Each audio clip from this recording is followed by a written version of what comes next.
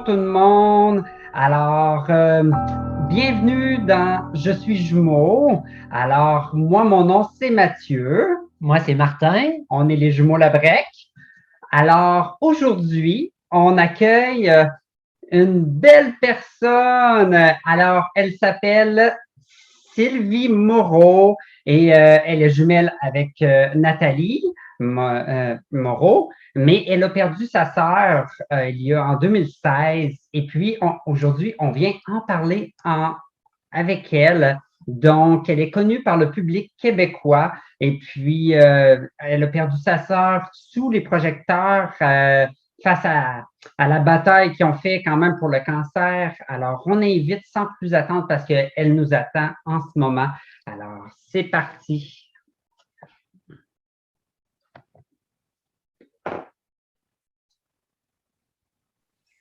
Bonjour Sylvie, ça va bien? Bonjour. Oui, ça va bien, bonjour. Oui, Ex- j'accepte. Excellent. D'ailleurs, je voudrais bien commencer par te dire une félicitation parce que je crois que tu viens de terminer d'écrire une scène où tout le projet s'est terminé, je pense, pour Marcel. Oui, Oui, Marcel Proust, oui, c'est oui, ça, dans la tête de exactement. Proust. C'est une pièce que j'ai écrite et mise en scène. En fait, on a créé ça il y a 5 ans, puis là, on faisait une reprise pour les 50 ans de la compagnie de théâtre, donc on vient de terminer, oui, samedi dernier. Excellent. Félicitations pour Félicitations. ça. Merci, Puis, c'est gentil. alors, c'est ça, tu sais, aujourd'hui, on voudrait te remercier dans le sens que, tu viens nous joindre, en fait, Mhm. et puis tu viens nous parler de ta sœur jumelle que tu as perdue en 2016. Oui, Plusieurs jumeaux se questionnent, c'est sûr, sur une personnalité publique, fait qu'ils s'interrogent aussi par rapport aux jumeaux perdus, et c'est un sujet qui est peu parlé au Québec encore. On est la première association ici de jumeaux au Québec et puis qui offrons le service de deuil pour les jumeaux. Donc, Mm. on est quand même, on débute sur un terrain où est-ce qu'on découvre de semaine en semaine et puis on est vraiment content aujourd'hui de t'accueillir parmi nous. Oui, c'est très gentil parce que oui, c'est vrai que c'est un événement dans la vie d'un jumeau, d'une jumelle, de perdre de perdre son double ou sa moitié, peu importe comment on peut appeler ça, mais en tout cas, une partie de soi-même, c'est sûr, là, c'est une grande épreuve. Ouais. Tout à fait. On vient de faire une Mm. retraite de jumeaux endeuillés, fait qu'on a vu vraiment la demande Ouais, dans la retraite. Alors, on ouais. va te poser un peu des questions qu'on leur a posées. Est-ce que tu es prête à débuter Oui. cette période de questions? Oui, Super. certainement. Good, merci. Il y a plusieurs jumeaux jumelles qui se définissent comme en tant fusionnels, dominante-dominée, ou encore comme nous, on est en effet de couple. Comment dirais-tu ta relation avec ta jumelle? Ben, je dirais que c'était une relation vraiment d'interdépendance assez importante, mais il y avait clairement une personnalité dominante, une personnalité dominée, mais il y avait tellement des aspects différents de nos vies pour lesquels soit c'était moi qui était plus à l'avant-plan ou soit c'était elle. Mais je te dirais que généralement, nous, on est dans une famille de 5 enfants, puis tout le monde s'entendait pour dire que Nathalie était la dominante, puis que moi, j'étais la dominée. Puis j'ai toujours fait la blague toute ma vie de dire que ma sœur me dominait, puis que moi, je dominais le reste du monde. Puis ça a toujours bien marché. Très, très belle blague à part ça. Et on est capable de se reconnaître vraiment dans ce que tu dis. Ouais, Tu sais, on a pu remarquer dans notre relation, tu sais, c'est les forces de un, c'est comme oui. c'est les faiblesses de l'autre versus. Et quand on se voit avec ces faiblesses-là, hein, c'est là qu'on s'amuse avec nos forces et nos faiblesses. Ben oui, parce que à l'intérieur du couple aussi, on voit pas ça comme ça. Tu sais, à l'intérieur du couple, moi, je me disais pas, ah, moi, je suis la dominée, puis elle se disait pas, ah, moi, je suis la dominante. Tu sais, on Exactement. remarquait nos différences, on remarquait ce qui était distinct. Tu sais, c'est souvent les autres, c'est dans le regard des autres qu'eux ont besoin de dire, ah oui, elle est plus spectaculaire dans tel aspect, elle a des meilleures notes, elle est meilleure en sport.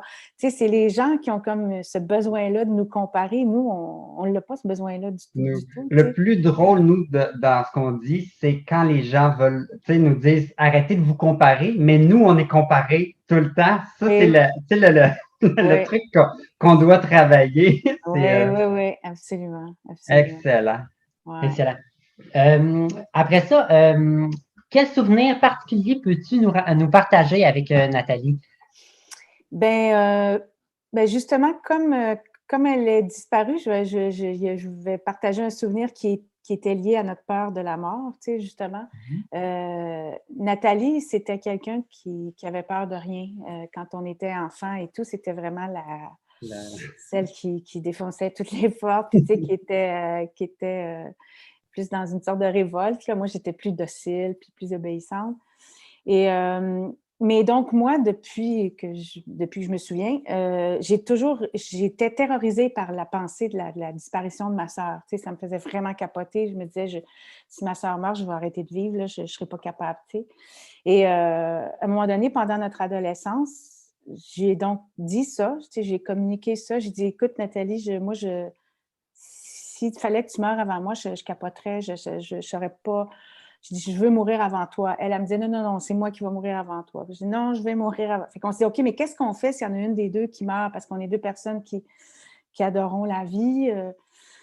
Fait qu'on s'est dit à ce moment-là, pour calmer mon angoisse, on s'est dit, bon, ben dès qu'il y en a une des deux qui disparaît, qui meurt, il faut que l'autre prenne en elle, dans le fond, toute l'énergie de l'autre, puis qu'elle continue à vivre, qu'on vive pour deux, tu sais, qu'on vive encore plus fort, encore plus... puis au moment, quand elle approchait de sa mort, elle m'a rappelé cette espèce de pacte-là qu'on avait fait, puis je pense que c'est quelque chose qui a été très important pour moi d'avoir eu la chance ou l'occasion d'en parler, qu'on échange les deux là-dessus. Moi, ça m'a aidé beaucoup à accepter la solitude pour le reste de ma vie, dans le sens, la solitude, dans le sens, cette relation-là, je ne la vivrai plus jamais. Là. C'est comme, c'est quelque chose qui ne se remplace jamais, bien sûr. C'est pas comme une peine d'amour, tout à fait. C'est vraiment très spécial, très unique. Mais je pense que ça m'a aidé beaucoup. Puis je pense qu'il faut en parler entre jumeaux. Moi, je suggère vraiment de le faire. C'est quelque chose qui peut faire du bien, tu sais, de se calmer. C'est ça, de calmer cette angoisse-là qu'on peut avoir de la disparition de l'autre. Effectivement, dans la retraite, c'est une des choses souvent que les jumeaux endeuillés ont discuté le plus, c'est que c'est pas tout le monde qui ont fait le pacte comme toi et ta sœur à la fin, qui ont parlé de la mort. On a eu des fois des morts subites que les jumeaux ont de la misère à se reconstruire avec la partie manquante de son jumeau ou de sa jumelle. Donc, ce que tu nous expliques là, ça reflète vraiment bien ce qui se passe chez les jumeaux. Vous avez eu la chance de vous en parler avant. Donc, c'est vraiment bien.